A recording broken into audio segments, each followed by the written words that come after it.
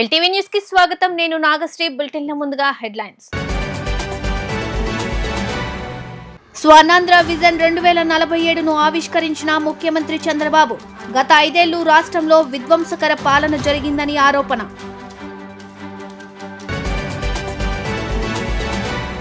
Swarnandhra vision 2047 ఆవిష్కరణలో పాల్గొన్న deputy CM Pawan Kalyan. భావితరాల భవిష్యత్తును మార్చే డాక్యుమెంట్, సరికొత్త చరిత్రకు నాంది అని వ్యాఖ్య.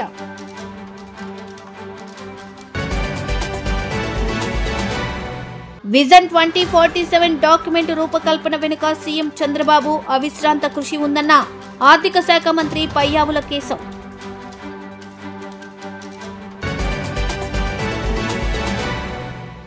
ఇక డీటెయిల్స్ చూస్తే, గత 5 ఏళ్లు రాష్ట్రంలో విధ్వంసకర పాలన జరిగిందని, కూటమి ప్రభుత్వం వచ్చిన తర్వాత 6 నెలల్లో గాడి తప్పిన పాలనను గాడిలో పెట్టామని ముఖ్యమంత్రి చంద్రబాబు నాయుడు అన్నారు.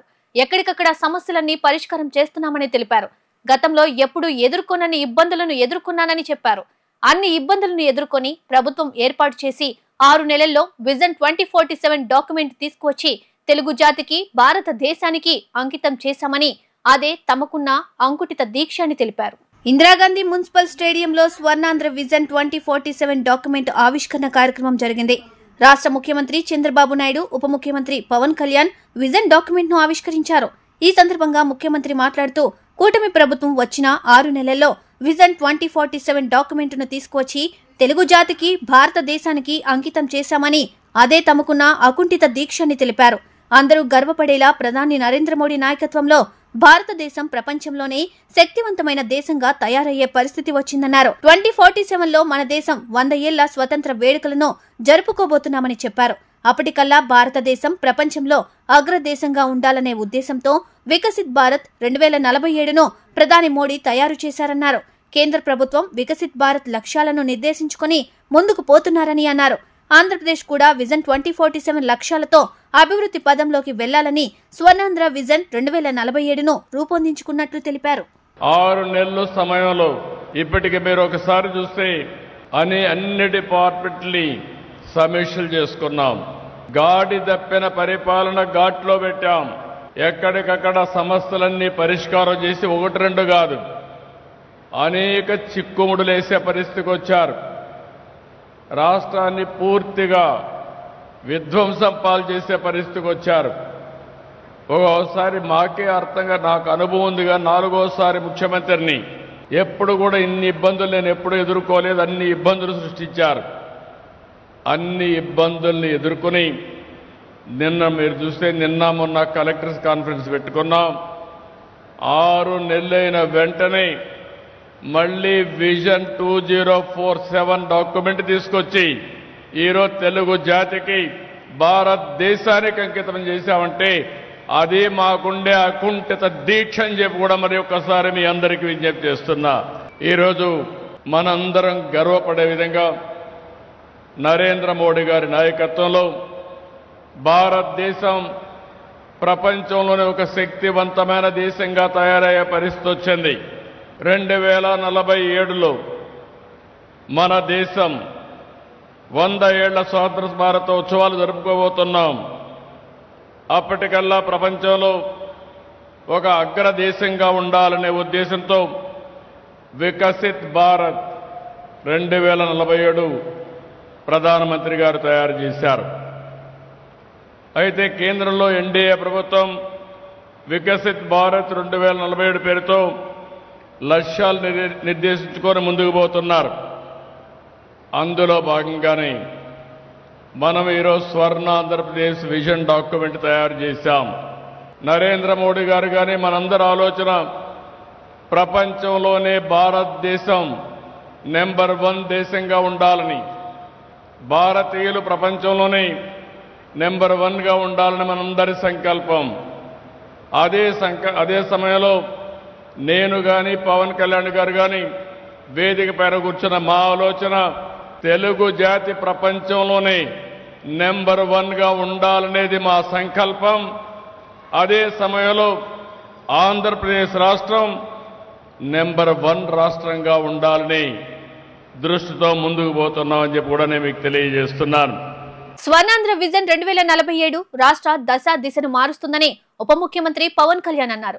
ప్రధాని నరేంద్ర మోడీ తరహాలో ప్రజల తలరాతలను, భావితరాల భవిష్యత్తును మార్చే డాక్యుమెంట్ ఆవిష్కరణ సరికొత్త చరిత్రకు నాంది అని అన్నారు. నగరంలోని ఇందిరాగాంధీ మున్సిపల్ స్టేడియంలో నవ్యాంధ్ర 2047 కార్యక్రమంలో భాగంగా ఉప ముఖ్యమంత్రి పవన్ కళ్యాణ్ మాట్లాడుతూ ప్రస్తుతం ఉన్న పరిస్థితులు రాష్ట్రం అన్ని విధాలుగా అభివృద్ధి చెందాలంటే రాజకీయాలకు అతీతంగా అందరం కలిసి అభివృద్ధికి నాంది పలకాలని కోరారు.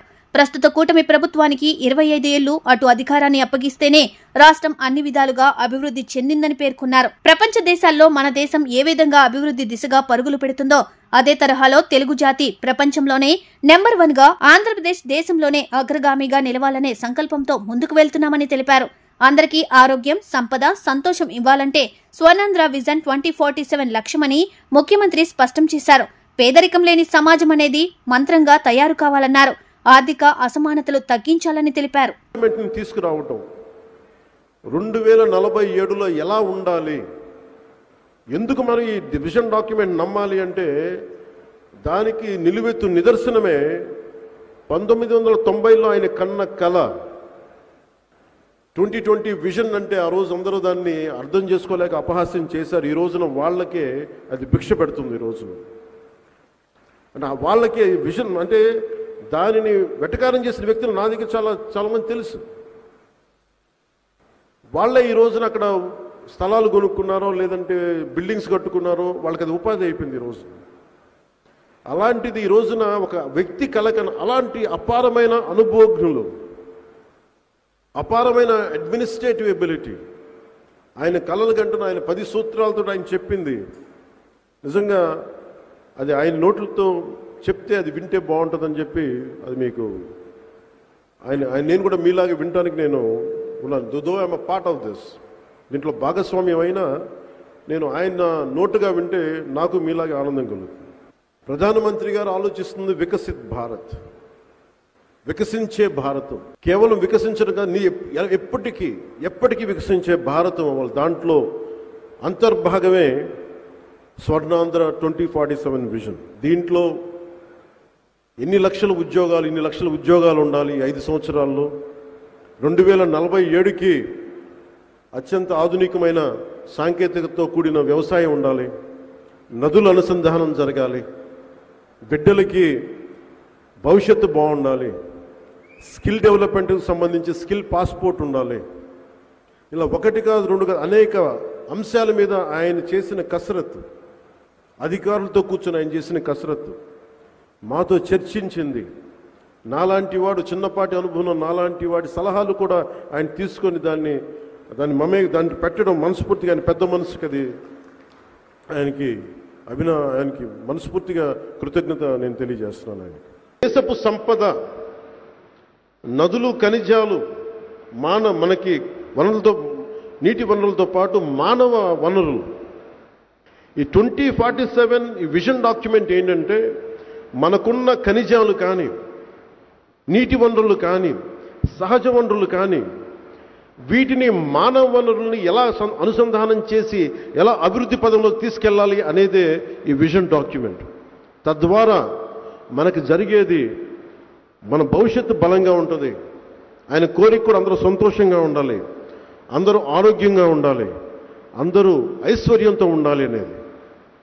అలాంటి విజన్ డాక్యుమెంట్ తీసుకొచ్చిన శ్రీ గౌరవ ముఖ్యమంత్రి శ్రీ నారా చంద్రబాబు నాయుడు గారికి మనస్ఫూర్తిగా ధన్యవాదాలు నేను తెలియజేసుకుంటూ, వారికి నేను శుభాకాంక్షలు తెలియజేసుకుంటూ, మీ అందరి తరపున నేను ఒకటే మాటిస్తున్నాను. పొలిటికల్ స్టెబిలిటీ ఈ రాష్ట్రానికి కనీసం తక్కువలో తక్కువ 2.5 దశాబ్దాలు ఉండాలని నేను కోరుకుంటా ఉన్నా. పెట్టుబడులు రావాలి అంటే చెప్పారు కదా మీకు, united we stand, divided we fall అని. మనం కులపరంగానో, పార్టీల పరంగానో, ప్రాంతాల పరంగానో, వర్గాల పరంగానో కొట్టుకునే రోజులు ఇంక అయిపోయినాయి. ఆ రోజులు అయిపోయినాయి. 21వ శతాబ్దంలో ప్రవేశించి కూడా ఇంకా నా కులం, నా మతం, నా వర్గం అంటే పనిచేయు. సమస్యలు ఉన్నాయి, కరెక్ట్ చేసుకుందాం.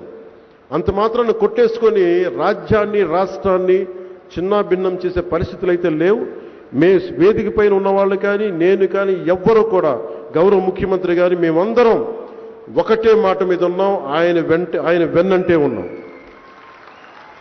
మేమందరం కలిసి ప్రధానమంత్రి నరేంద్ర మోదీ గారి కన్నకల వికసిత్ భారత్ భారతదేశం వైపు తలెత్తి చూడాలి అంటే అన్ని రాజ్యాలు గజగజలాడాలి. స్వర్ణాంధ్ర విజన్ 2047 డాక్యుమెంట్ రూపకల్పన వెనుక సీఎం చంద్రబాబు అవిశ్రాంత కృషి ఉంది అని ఏపీ ఆర్థిక శాఖ మంత్రి పయ్యావుల కేశవ్ తెలిపారు. ప్రతి ఒక్కరి భవిష్యత్తు బాగుండాలనే లక్ష్యంతో ఈ డాక్యుమెంట్ ను రూపొందించినట్లు చెప్పారు. దేశంలో విజన్ డాక్యుమెంట్ కు సీఎం చంద్రబాబు శ్రీకారం చుట్టారని విజన్ 2020 ఫలాలు నేడు కళ్ల ముందు కనిపిస్తున్నాయన్నారు. ఈ సందర్భంగా ఆర్థిక శాఖ మంత్రి పయ్యావుల కేశవ్ మాట్లాడుతూ పరిపాలన అంటే పారిశ్రామికవేత్తలను తరిమేసి ప్రజా వేదికలు కూల్చడం కాదని ప్రతి ఒక్కరూ తెలుసుకోవాలని హితవు పలికారు. విశ్వనగరంగా మారిన హైదరాబాద్ నాడు విజన్ 2020 ఆలోచనల నుండి పుట్టిందేనని పయ్యావుల గుర్తు చేశారు. అదేవిధంగా రాష్ట్రాన్ని అభివృద్ధి పథంలో నడిపేందుకు సీఎం అహర్నిశలు కృషి చేస్తున్నారన్నారు. ఏపీని మళ్లీ నంబర్ 1 గా నిలబెట్టేందుకే ప్రయత్నాలు సాగుతున్నాయని చెప్పారు. ఈ రోజు ఆయన ఆవిష్కరించినటువంటి డాక్యుమెంట్ ఏదైతే ఉందో అది కేవలం ఏదో కన్సల్టెంట్లు తయారు చేసినటువంటి పుస్తకాలు కాదు. దీని వెనకాల చంద్రబాబు నాయుడు గారి గంటలు వారాలు రోజులు రాత్రి సెక్రటరేట్ లోనే భోంచేసి 11 గంటలు 12 గంటల దాకా శాఖల వారీగా, వర్గాల వారీగా, గ్రామాల వారీగా, మండల వారీగా ఏ రకమైనటువంటి ప్రణాళికల్ని ప్రజల కోసం కావాలి అని ఆయన ఆలోచనల్ని గ్రంథస్థం చేయడమే ఈరోజు విజన్ డాక్యుమెంట్ 2047 అనేటువంటి చెప్తా ఉన్నా. విజన్ డాక్యుమెంట్లకి ఈ దేశంలో మూల పురుషుడు ఎవరు అనంటే మన ముఖ్యమంత్రి శ్రీ నారా చంద్రబాబు నాయుడు గారు. ఆ రోజున 1994లో ముఖ్యమంత్రి అవగానే విజన్ 2020 డాక్యుమెంట్ తయారు చేస్తే సమాజంలో ఉన్నటువంటి ఆనాటి ప్రతిపక్షంలో ఉన్నటువంటి నాయకులు ఎంతటి అపహాస్యం చేశారు, ఎన్ని నవ్వులు నవ్వారు. ఆయన ఐటీ విప్లవాన్ని అందుకోవడానికి ఇంటర్నెట్ కావాలి అని అంటే ఇంటర్నెట్ కాదు పంప్ సెట్ కావాలి అన్నారు. ఇవాళ పంప్ సెట్ ని ఇంటర్నెట్ తో నడిపేటువంటి దిశకి ఈరోజు రాష్ట్రాన్ని తయారు చేసినటువంటి వ్యక్తి మన నాయకుడు చంద్రబాబు నాయుడు గారు అనేటువంటి చెప్తా ఉన్నా. మన కళ్ళ ముందు కనపడుతున్నటువంటి మరో సజీవ తార్కాణం the growth engine has to be Hyderabad అన్నాడు ఆయన విజన్ డాక్యుమెంట్ లో. దాని మీద కూడా అనేక భాష్యాలు చెప్పారు. నిజాం కట్టినటువంటి హైదరాబాద్ ని చూసాం, బ్రిటిష్ పెంచినటువంటి సికింద్రాబాద్ ని చూసాం, మన కళ్ళ ముందు నారా చంద్రబాబు నాయుడు గారు నిర్మించిన సైబరాబాద్ ని ఇవాళ చూస్తున్నాం. అది ఇచ్చినటువంటి లక్షల ఉద్యోగాలని చూస్తున్నాం. ఆ లక్షల ఉద్యోగాలతో బాగుపడిన మన కుటుంబాలని కూడా కళ్ళ ముందు చూస్తున్నామనంటే అది విజన్ డాక్యుమెంట్ అంటే, అది నాయకత్వం అంటే, అది కలలుగనే నాయకుడు అనంటే ఇది విజన్ డాక్యుమెంట్ అంటే. పరిపాలన అంటే ప్రజా వేదికలని కుప్పకూల్చడం కాదు, పారిశ్రామికవేత్తల్ని తరిమేయడం కాదు, ఇరిగేషన్ ప్రాజెక్టులను నిలిపేయడం కాదు, రహదారుల్ని గుంతలమయంగా చేయడం కాదు, పేదల్ని పట్టించుకోకపోవడం కాదు, అన్ని వర్గాల ప్రజల్ని కూడా అందులో సమ్మిళితం చేస్తూ అందరినీ అభివృద్ధి దిశగా నడిపించడమే నాయకత్వం అంటే. అది మన నాయకుడి గొప్పతనం అనేటువంటిది ఈ సందర్భంగా చెప్తా ఉన్నాం. హైదరాబాద్ ఇవాళ విశ్వ నగరంగా మారింది, కళ్ళ ముందు కనపడుతోంది. ఆయన ఒక యోగిలాగా నిర్లిప్తంగా ఇవాళ కూడా మళ్ళీ ఈ రాష్ట్రాన్ని ఎట్లా పునర్నిర్మించాలనేటువంటి లక్ష్యం వైపు అడుగులేస్తున్నటువంటి ఆ నాయకుడిని చూస్తే చేతులెత్తి నమస్కరించాలనిపిస్తుంది. మంగళగిరి మాజీ ఎమ్మెల్యే సిపిఎం జిల్లా నాయకులు నిమ్మగడ్డ రామ్మోహన్ రావు ఆశయాలను, లక్ష్యాలను ముందుకు తీసుకుపోవాలని సిపిఎం గుంటూరు జిల్లా కార్యదర్శి పాసం రామారావు అన్నారు. ప్రస్తుతం కార్పొరేట్లు రాజకీయం నడుస్తుందని అన్నారు. 1000 కోట్ల రూపాయలు ఉన్నవారు ఎంపీగా పోటీ చేసి గెలుస్తున్నారని, 100 కోట్ల రూపాయలు ఉన్నవారు ఎమ్మెల్యేగా పోటీ చేసి గెలుస్తున్నారని అన్నారు. సిపిఎం జిల్లా నాయకులు మాజీ ఎమ్మెల్యే నిమ్మగడ్డ రామ్మోహన్ రావు 16వ వర్ధంతి సందర్భంగా మంగళగిరి మండల పరిషత్ గేట్ ఎదురుగా ఉన్న నిమ్మగడ్డ విగ్రహం వద్ద వర్ధంతి సభ జరిగింది. ఈ సభకు సిపిఎం పట్టణ కార్యదర్శి వివి జవహర్లాల్ అధ్యక్షత వహించారు. రామారావు తన ప్రసంగాన్ని కొనసాగిస్తూ మంగళగిరి నియోజకవర్గంలోనూ సమితి పరిధిలోనూ ఉన్న అన్ని గ్రామాలలో ప్రజాప్రతినిధిగా నిమ్మగడ్డ రామ్మోహన్ రావు అనేక పాఠశాలలను, లిఫ్ట్ ఇరిగేషన్లను తీసుకువచ్చిన ఘనత ఆయనదేనని అన్నారు. నిరంతరం ప్రజల్లో ఉండి ప్రజల కోసం పనిచేసిన గొప్ప నాయకుడు నిమ్మగడ్డ అని అన్నారు. ప్రస్తుతం కార్పొరేట్ల రాజకీయం నడుస్తుందని అన్నారు. వేల కోట్ల రూపాయలు ఉన్నవారు ఎంపీగా పోటీ చేసి గెలుస్తున్నారని, 100 కోట్ల రూపాయలు ఉన్నవారు ఎమ్మెల్యేగా పోటీ చేసి గెలుస్తున్నారని అన్నారు. గెలిచిన తర్వాత ప్రజల గురించి పట్టించుకునే ప్రజా ప్రతినిధులే ప్రస్తుతం లేరని అన్నారు. కేంద్రంలోని బీజేపీ ప్రభుత్వం 3వ సారి అధికారంలోకి వచ్చి ప్రజలపై భారాలు మోపుతుందని విమర్శించారు. ఈ కార్యక్రమంలో జిల్లా, మంగళగిరి, తాడేపల్లి పట్టణ నాయకులు, కార్యకర్తలు, అభిమానులు పాల్గొన్నారు. కొంతమంది మాత్రమే ఆ గుర్తుంచుకునే వ్యక్తులు కమ్మడి నిమ్మగడ్డ రామ్మోహన్ రావు గారు. ఆయన మీ అందరికీ తెలుసు, ప్రజాసేవలో తన జీవితాన్ని అర్పించి ఉన్నత కుటుంబంలో పుట్టినప్పటికీ వాళ్ళు మంచి కుటుంబం, మంచి చదువుకొని అనేక రకమైన ఉద్యోగాలు రావాల్సిన వచ్చే సమయం ఉన్నప్పటికీ ఆయన వామపక్ష భావాల వైపు ప్రెసిడెంట్ గాను, ఆ తర్వాత మండలాధ్యక్షులను, తర్వాత శాసనసభ్యుడిగాను ఈ మంగళగిరి నియోజకవర్గానికి ఒక ఉన్నతమైనటువంటి విలువలు కలిగిన వ్యక్తిగా ప్రజాసేవ చేసిన వ్యక్తి కాబట్టి నిమ్మగడ్డ రామ్మోహన్ గారు అందరికీ తెలుసు. దాదాపు సమితిగా ఉన్నప్పుడు కొద్దిగా దాకా ఉండేది ఈ ప్రాంతం అంతా. అనేక స్కూళ్ళు నిర్మించడంలో కానీ, ప్రజలకు సేవ చేయడం, రైతులు కానీ, వ్యవసాయ కార్మికులు కానీ అనేక మందికి ఏ విషయం వచ్చినా నేను ఉన్నానని చెప్పేసి ఆయన ప్రధానంగా ఉండటానికి కారణం ఆయన మొదటి నుంచి ఈ వామపక్ష భావాల వైపు ఉండడం అనేది మీ అందరికీ తెలుసు. పార్లమెంట్ సభ్యుడిగా గెలవాలంటే 1000 కోట్ల రూపాయలు ఖర్చు పెట్టాలి. అలాంటి కార్పొరేట్ రాజకీయాలు ఈరోజు వచ్చినాయి. అందుకని వాళ్ళు ప్రజలతో సంబంధం ఉండాల్సిన అవసరం లేదు, డబ్బులు ఉంటే సరిపోదు. కానీ రామ్మోహన్ రావు గారు నిరంతరం ప్రజల్లో ఉండిచ్చాడు. ఆయన ఎమ్మెల్యేగా డైరెక్ట్గా రాలా. అంతకుముందు గుంటూరు జిల్లాలోనే అది పెద్ద సమితి, ఇది అక్కడ చేపరోజు దాకా ఉంది. నమ్మూరు కూడా మన సమితిలోదే. ఈ ప్రాంతం మొత్తం ఎమ్మెల్యే ఉన్నటువంటి పరిధి కంటే కూడా పెద్దది.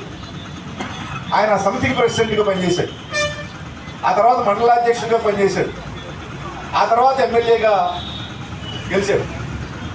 గెలిచిన తర్వాత ఆయన ఎమ్మెల్యే గెలిచిన తర్వాత దాదాపు 3 సంవత్సరాలు కారు లేదు.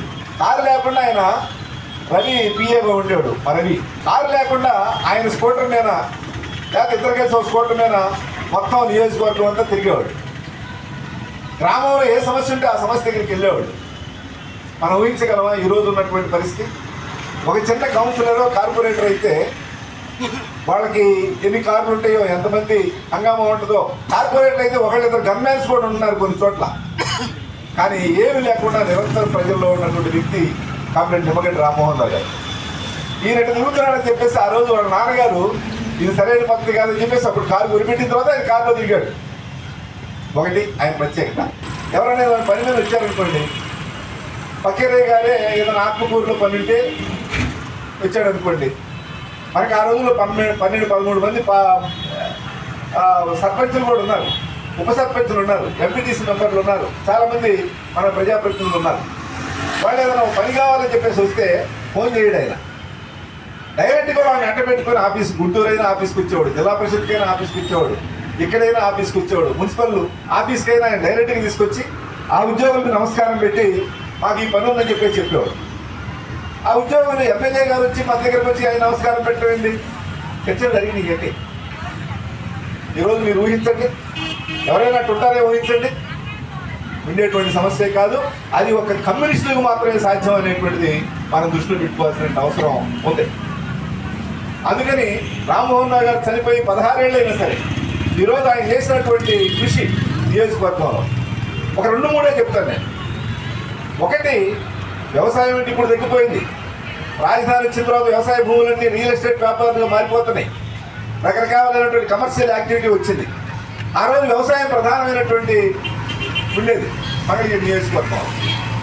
ప్రధానమైనటువంటి ఎత్తిపోతల పథకాలకు ఆయన శంకుస్థాపన చేసి, ఎత్తిపోతల పథకాలు పూర్తి చేసి వేల ఎకరాలకు నీళ్లు వచ్చేట్టుగా చూశారు. అది వాళ్ళ ఊళ్ళోనే చాలా ఆదర్శంగా నడిపారు. కృష్ణాయపాలెంలో, కాదులో ఇప్పటికీ ఆదర్శంగా నడుపుతున్నారు. వాటన్నింటికి మొత్తం కరెంటు బిల్లుతో సహా ప్రభుత్వం కట్టేట్టుగా ఏర్పాటు చేసుకున్నారు. మంగళగిరి నగరంలోని పెద్ద కోనేరు వద్ద వెలసిన శ్రీ పంచముఖ ఆంజనేయ స్వామి, తెనాలి రోడ్డు మిద్దె సెంటర్లో గల ప్రపత్తి ఆంజనేయ స్వామి ఆలయాలలో హనుమత్ వ్రతం పర్వదినాన్ని పురస్కరించుకొని ఉదయం నుండి స్వామివార్లకు ప్రత్యేక అభిషేకాలు, తమలపాకులతో పూజా కార్యక్రమాలతో పాటు నక్షత్ర హారతి, మంత్రపుష్పం, తీర్థ ప్రసాద వినియోగం జరిగింది. ఈ సందర్భంగా ఆలయ అర్చకులు సాంబశివరావు, సత్యనారాయణ మాట్లాడుతూ హనుమత్ వ్రతం రోజున ఈ దేవాలయంలో ఉత్సవ విగ్రహాన్ని ప్రతిష్ఠ జరిగిందని చెప్పారు. స్వామివారి ఉత్సవ విగ్రహానికి స్వయంగా భక్తులు పాలాభిషేకంతో రథోత్సవం ఈ రోజు సాయంత్రం ప్రారంభమవుతుందని తెలిపారు. ఆయా ప్రాంతాలలోని భక్తులందరూ స్వామివారి యొక్క రథోత్సవాన్ని తిలకించి స్వామివారి అనుగ్రహానికి పాత్రులు కావాలని కోరారు. శ్రీ ప్రపత్తి ఆంజనేయ స్వామివారి దేవస్థానంలో ఈరోజు హనుమద్వ్రతం పర్వదినం సందర్భంగా ఉదయం నుండి స్వామివారికి ప్రత్యేకమైన అభిషేకాలు మరియు తమలపాకులతో పూజా కార్యక్రమాలు, అలాగే నక్షత్ర హారతి, మంత్రపుష్పం, తీర్థప్రసాద వినియోగం జరిగింది. ప్రతి సంవత్సరం కూడా ఈరోజు హనుమద్వ్రతం ఉన్న విశిష్టత ప్రకారం ఈ గుళ్ళో ఉత్సవ విగ్రహం ఏర్పాటు చేసింది ఈ హనుమద్వ్రతం రోజునే. అంటే గత 10 సంవత్సరాలుగా ఈ కార్యక్రమం ఉత్సవ విగ్రహానికి పాలాభిషేక కార్యక్రమంతో కూడా మొదలవుతుంది. ప్రతి సంవత్సరం కూడా ఈ ఉత్సవ విగ్రహం పెట్టిన తర్వాత ఈ హనుమద్వ్రతం రోజున భక్తులందరూ కూడా స్వయంగా ఆ ఉత్సవ విగ్రహానికి పాలతో అభిషేక కార్యక్రమం నిర్వహించి ఉంటారు. అలాగే ఈరోజు సాయంత్రం 6 గంటల నుండి దేవస్థానం వద్ద నుండి రథోత్సవం కార్యక్రమం మొదలవుతుంది. ఈ యొక్క రథోత్సవం మెయిన్ బజారు, లక్ష్మీనరసింహస్వామి దేవాలయం, అలాగే ద్వారకానగరు, రాజీవ్ సెంటర్ మీదుగా తిరిగి దేవస్థానం చేరుతుంది. కావున భక్తులందరూ కూడా ఆ ప్రాంతాల్లోని భక్తులందరూ ఇచ్చేసి స్వామివారి రథోత్సవాన్ని తిలకించి స్వామివారి యొక్క అనుగ్రహానికి పాత్రలు కావాల్సిందిగా కోరుచున్నాం.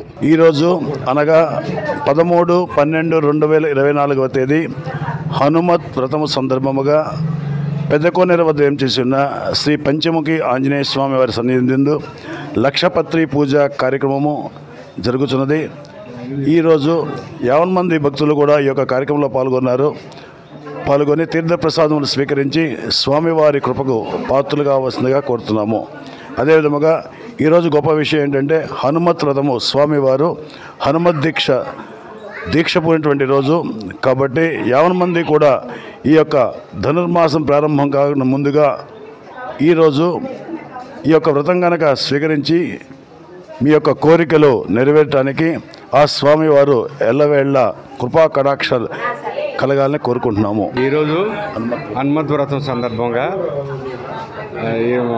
మంగళగిరి పెద్దకోనేరు వద్ద ఏం చేసి ఉన్న పంచముఖం అభయాంజనేయ స్వామి దేవస్థానంలో మన సత్యనారాయణ పంతులు గారి ఆధ్వర్యంలో వ్రత కార్యక్రమం జరిగింది. ఈ కార్యక్రమం చాలా బాగా జరిగినందుకు మన పంతులు గారికి ప్రత్యేక అభినందనలు తెలియపరుచున్నాం. సినీ నటుడు మోహన్ బాబు హైదరాబాద్ లో మీడియా ప్రతినిధులపై జరిపిన దాడిని తీవ్రంగా ఖండిస్తూ తాడేపల్లి క్లబ్ ఆధ్వర్యంలో నిరసన కార్యక్రమం చేపట్టారు. సినీ నటుడు మోహన్ బాబు మీడియా జర్నలిస్టులపై జరిగిన దాడిని ఖండిస్తూ ప్రెస్ క్లబ్ అధ్యక్షుడు జొన్న వెంకటేష్ మీడియాతో మాట్లాడుతూ జర్నలిస్టులపై దాడులు జరిగితే ప్రభుత్వం కఠిన చర్యలు తీసుకోవాలని డిమాండ్ చేశారు. బాధ్యత జర్నలిస్టు కుటుంబానికి ప్రభుత్వమే అని అన్ని విధాలా ఆదుకోవాలని కోరారు. ఇలాంటి సంఘటనలు పునరావృతం కాకుండా చూడాలని ఆయన పేర్కొన్నారు.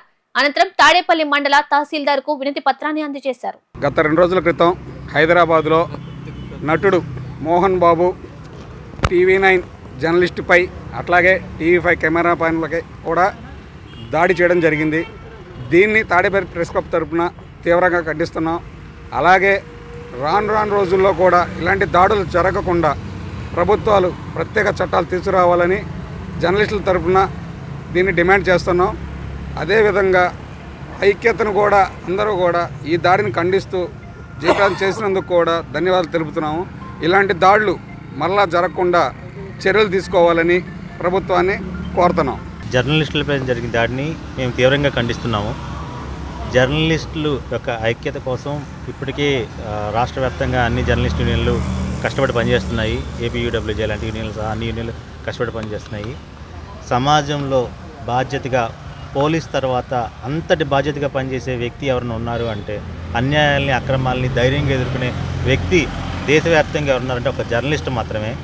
జర్నలిస్టులకి ఇలా అన్యాయం జరగడం, అలానే దాడి చేసిన తర్వాత కూడా ప్రజా సంఘాలు కానీ పూర్తి స్థాయిలో మద్దతు తెలియజేశాయి. కానీ మళ్ళీ ఆ దాడికి గురైన వాళ్ళకి పూర్తి స్థాయిలో అన్యాయం జరిగింది, న్యాయం జరగలేదు.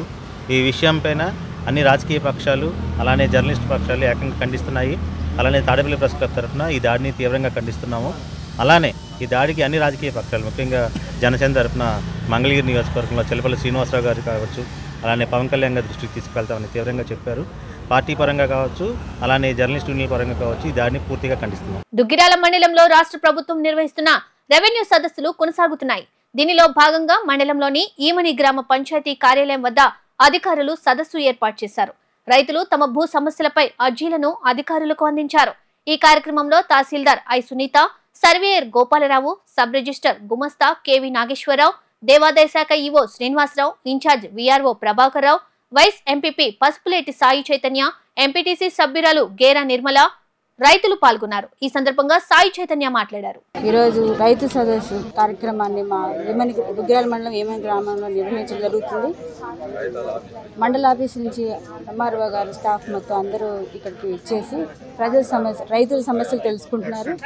అందులో భాగంగా ఈరోజు అడంగులు తప్పుపడినందుకు గాను అవన్నీ సరిచేయటం కానీ, సర్వే కానీ, వాళ్ళ తల్లిదండ్రులు చనిపోయిన ఆస్తులు పిల్లలకు మార్చే విధానాన్ని కానీ అన్ని కార్యక్రమాలు అన్ని తప్పుల్ని సరిచేయడానికి వీళ్ళందరూ ఇక్కడ సమావేశమయ్యి ఈ నెల డిసెంబర్ 6వ తారీఖు నుంచి జనవరి 8వ తారీఖు వరకు ఈ కార్యక్రమం నిర్వహించడం జరుగుతుంది. ఈ అవకాశాన్ని ఇచ్చిన చంద్రబాబు నాయుడు గారికి, పవన్ కళ్యాణ్ గారికి ఈ ఆదేశాల మేరకు ఇక్కడ నిర్వహించడం జరుగుతుంది. వారికి ప్రత్యేక ధన్యవాదాలు తెలుపుకుంటున్నాము. ఈ అవకాశాన్ని రైతులందరూ సద్వినియోగపరచుకోవాలని కోరుకుంటున్నాము. దుగ్గిరాల కొత్తలాకుల సమీపంలో ఉన్న శ్రీ అభయ ఆంజనేయ స్వామి దేవస్థానం నందు మార్గశిర మాసం త్రయోదశి కావడంతో హనుమత్ వ్రతాన్ని నిర్వహించారు. గ్రామానికి చెందిన 19 మంది దంపతులు వ్రతాల్లో పాల్గొన్నారు. ఈ కార్యక్రమంలో భక్తులు, మహిళలు విశేషంగా పాల్గొనగా వచ్చిన భక్తులకు తీర్థ ప్రసాదాలు పంపిణీ చేశారు. మారుతతుల్య వేగం జితేంద్రియం బుద్ధిమతాం వరిష్టం వాతాత్మజం వానరయూధ ముఖ్యం శ్రీరామదూతం శిరసా నమామి. భక్త మహాశైలకు విజ్ఞప్తి. దుగ్గిరాల గ్రామంలో వేయించేసినటువంటి శ్రీ అభయ ఆంజనేయ స్వామి వారి యొక్క దేవాలయంలో ఇవాళ మార్గశీర్ష మాసంలో వచ్చేటటువంటి త్రయోదశి రోజున హనుమద్ వ్రతాన్ని విశేషంగా చేసుకుంటున్నారు. ఈ హనుమద్ వ్రతం కూడా మార్గశీర్ష మాసంలో వచ్చేటటువంటి త్రయోదశి రోజున కృతికా నక్షత్రంతో కూడినటువంటిది కాబట్టి విశేష ఫలప్రదమైనటువంటిది. మరి ఇవాళ 15 మంది జంటలు కూర్చొని స్వామివారి యొక్క వ్రతాన్ని చేయటం చాలా విశేషప్రదంగా ఉన్నది. అలానే భక్తులందరూ కూడా ఈ స్వామివారి యొక్క కార్యక్రమంలో పాల్గొని తీర్థప్రసాదాలు స్వీకరించవలసిందిగా మనవి. వార్తలు ముగించే ముందు హెడ్లైన్స్ మరోసారి. స్వర్ణాంధ్ర విజన్ 2047ను ఆవిష్కరించిన ముఖ్యమంత్రి చంద్రబాబు. గత 5 ఏళ్లు రాష్ట్రంలో విధ్వంసకర పాలన జరిగిందని ఆరోపణ.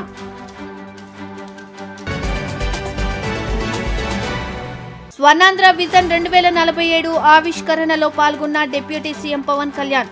భావితరాల భవిష్యత్తును మార్చే డాక్యుమెంట్, సరికొత్త చరిత్రకు నాంది అని వ్యాఖ్య.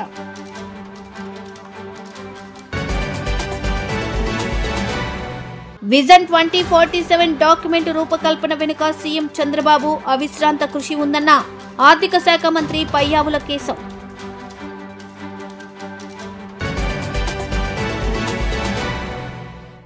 ఎల్టీవీ న్యూస్ ఇంతటితో సమాప్తం. తిరిగి మరో బులెటిన్లో మళ్ళీ కలుద్దాం. అంతవరకు సెలవు. నమస్కారం.